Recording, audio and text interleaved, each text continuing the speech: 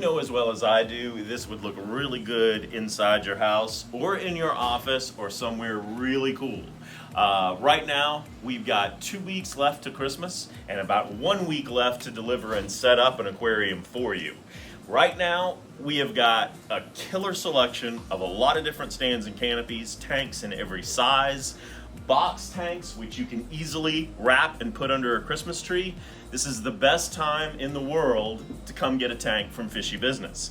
I think I did my cue there, so I'm going to let that go. Get in here before Christmas if you've ever been in the market for a fresh or saltwater tank. We've got a staff that can help you, direct you any way possible. Like the incomparable BioCube.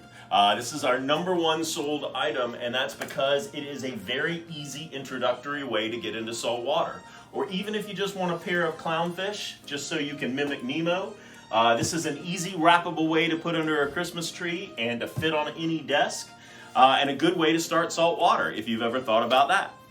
But maybe what you need is the coolest sense of fashion style, and right now with the Fishy Business t-shirt wear, I guess you could say, they roll up and fit nicely in a stocking.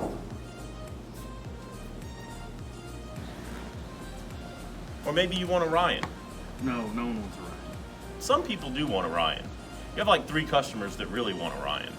Maybe you want a Ryan. We'll sell him too.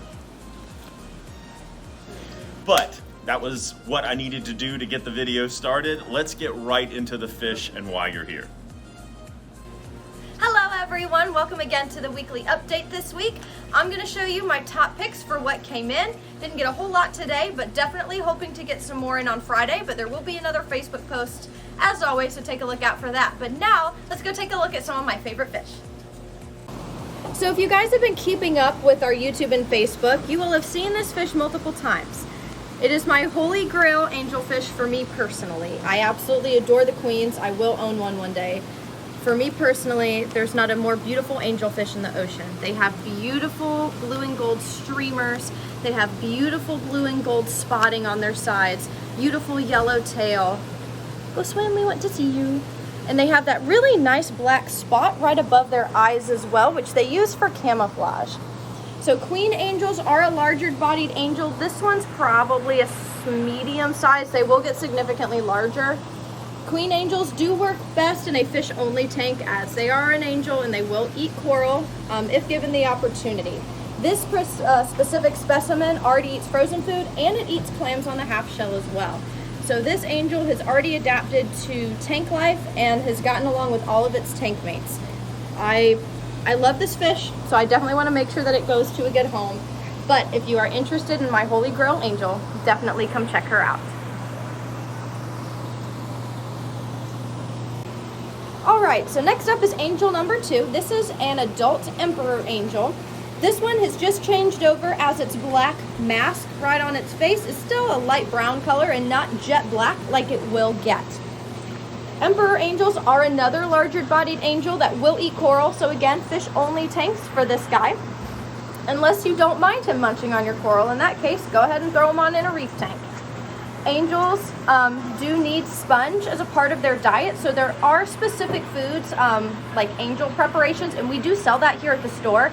So if you are interested in any angel, whether it be a larger bodied angel like this emperor or the queen like I just showed you, or even a coral beauty, getting some of those angelfish food preparations is going to be great for their diet.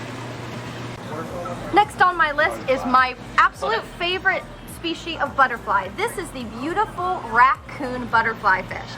So they get that name raccoon butterfly from that black mask that does look like the mask on a raccoon.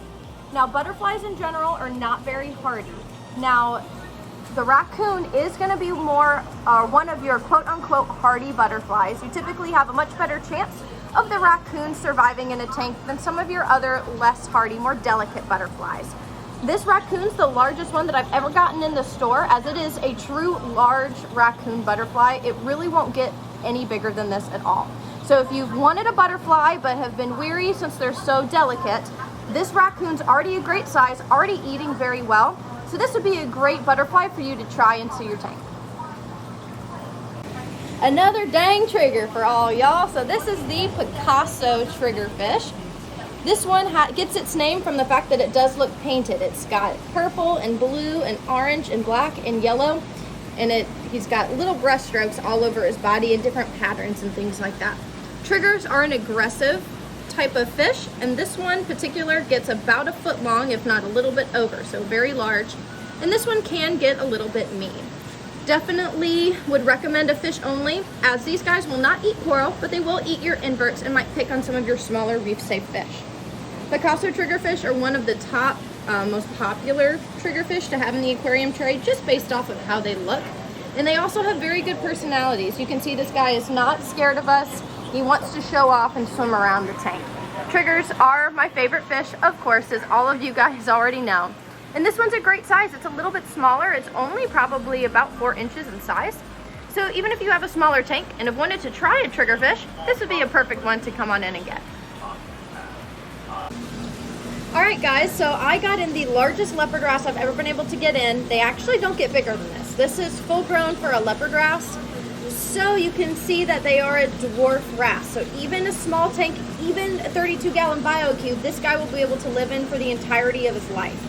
Leopard wrasses do need a more established tank, as they do eat little invertebrates and little sessile invertebrates and phytoplankton and benthic foraminifera, things like that from your substrate and out of the water. Leopard wrasses will eat frozen food as well, but they do need that other really good, rich nutrition for most of their diet. So a well-established tank for these guys.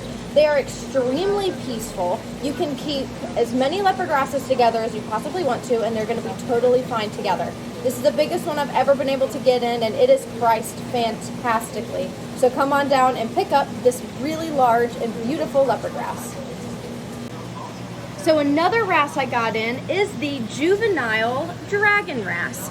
Now I don't get dragon wrasses all the time because I can't, so definitely come on down and pick up the dragon wrasse if you're interested. I actually got 2 in this week, which is crazy awesome. Now if you watch the dragon wrasse swim, you might think that something's wrong with him because he doesn't swim like a normal fish. So if you watch him swim, he'll actually tip his body left and right and sideways. He'll swim forwards and backwards. Now the reason why they do that is because these guys in the oceans live in the kelp forests. So when they move their bodies like that, they're actually trying to mimic the kelp. That way they can hide themselves so that when prey comes by, they can jump out and grab it. So that's totally normal. It's a form of camouflage and a way for them to hunt their food. Like I said, I got 2 in this week. I haven't been able to get them in months. So definitely come on down and pick up the juvenile dragon wrasse.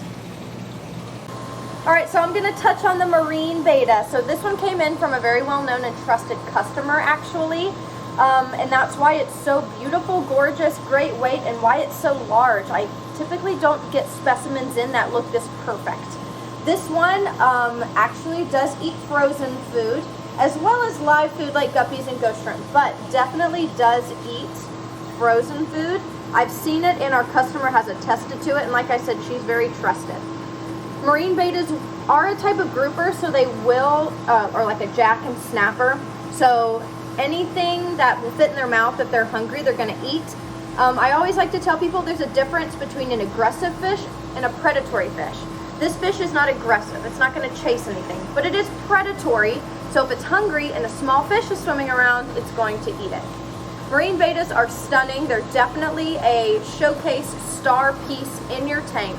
And this one is by far the most beautiful marine betta I've ever had in the store. So definitely come on in the store, take a look at it. Its fins, its star eye pattern, its polka dots on its body, and its eye spot. Everything is just stellar on this marine betta. Go. All right, guys, so I got in what's called a cherry LOUTI grouper. This grouper is absolutely stunning with that nice cherry reddish pink color and those fluorescent baby blue polka dots all over his body and his dorsal fin and tail fin. Now, cherry LOUTI groupers as juveniles, like this one right here, do look exactly like the miniata grouper, but they are different. The older these guys get, the different they will look.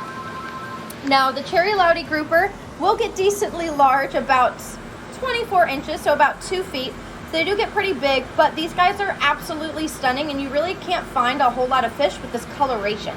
So if you have a large tank and you have a lot of big fish, because again, he gets about 2 feet, and anything that's going to fit in his mouth, he's going to eat. Again, this guy is not an aggressive fish, but he is a very predatory fish. But if you have a large tank with large fish and you want something fun that has a lot of coloration and is very active, definitely come get the cherry LOUTI grouper. Hi, this is Kevin here at Fishy Business. We've got some nice, cool, new freshwater fish in for you. Got quite a few new things in and a few all-time favorites, but they came in looking immensely spectacular, so let's go take a look. There are not a whole lot of other fish that are compatible with African cichlids. However, SYNODONTIS catfish come from the same region and are excellent scavengers to go in with them. These are the SYNODONTIS DECORUS, one of my personal favorites. They came in really good size for the price. They look really nice so far as the coloration goes. Really cool fish. These are some of my all-time favorite African cichlids. These are the Placida-chromis malomos. They are really striking fish, beautiful fish, good for color, compatible with peacocks and mabunas. You want to talk about freshwater fish that put some saltwater fish to shame, you would be talking about the peacocks this week. We got in some beautiful red shoulders, some sunshines, a lot of good colors in there. This is my pick for the live bearer of the week. These are some beautiful LYRETAIL balloon mollies we got in. I love balloon mollies because they're so fat and derpy, but I like the LYRETAILs. They give a little extra finish to the whole package. We got a good selection of colors and some very vibrant colors at that. We got in another batch of THREADFIN rainbows that look absolutely spectacular. Really good schooling fish for even a small tank.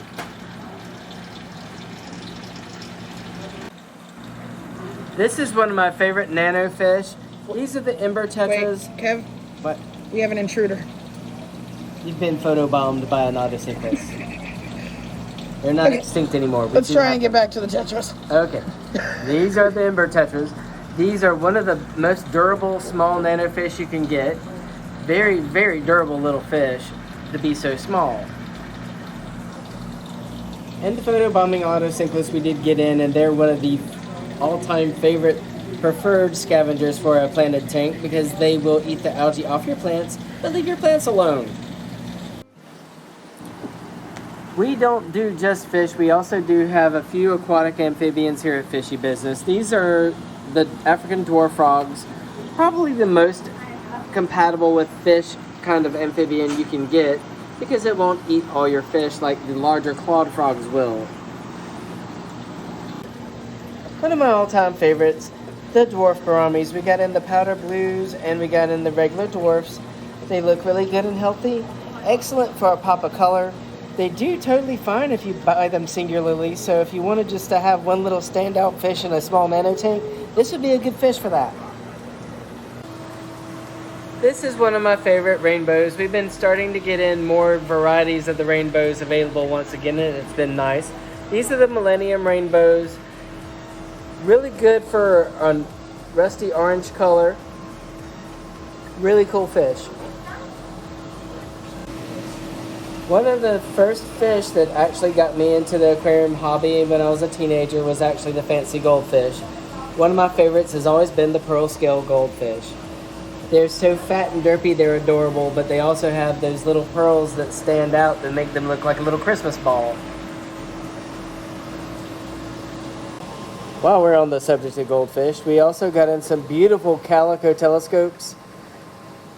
A CALICO variety of more, basically. But I always like calicos because they all look different from each other because the spattering of color is always different on every fish. We got in a really good selection of NEOCARIDINA shrimp in this week. A good assortment of colors. We've got in snowballs, we got in blues, we got in reelies, we got in cherries. They all look spectacular. We got in some beautiful small flowerhorn cichlids in. These guys are a man-made mutant, a strain of fish developed from 5 to 6 or more different genes of very aggressive fish. When they become adults, they usually don't fare too well with other fish or even each other, often becoming a one fish per tank fish. in all seriousness, we have a lot of fun with the things that we do here, but one thing we take very seriously is when we try to do a reach out and we try to do things for our own community. And every year this time, or for the last 2, we've done the food drive, and that's very, very important to us. This is for the Ronald McDonald House here in Columbia. Please come by, give a donation of food. That's all we ask. 1 can good is all it takes. You can do 1 a day. And get an entry to win a 120-gallon tank we're going to give away in about a week and a half. That's going to make a nice Christmas present for somebody that's not going to require a whole lot of effort, but it is going to make us feel really good and like we did something that's important, that's near and dear to our hearts. Hope you enjoyed it. We'll be back with some grind footage here pretty soon, and we'll update you just like we did this week. If you were watching earlier on YouTube, Kat did a quick post on, I think Monday, of just some fish that had come in unexpectedly. You're going to definitely want to watch for those on YouTube, because we're going to start doing that, which we tend to shy away from a little bit because of the length and stuff like that. So watch YouTube for that. God bless, have a great weekend, and we'll see you back here next week.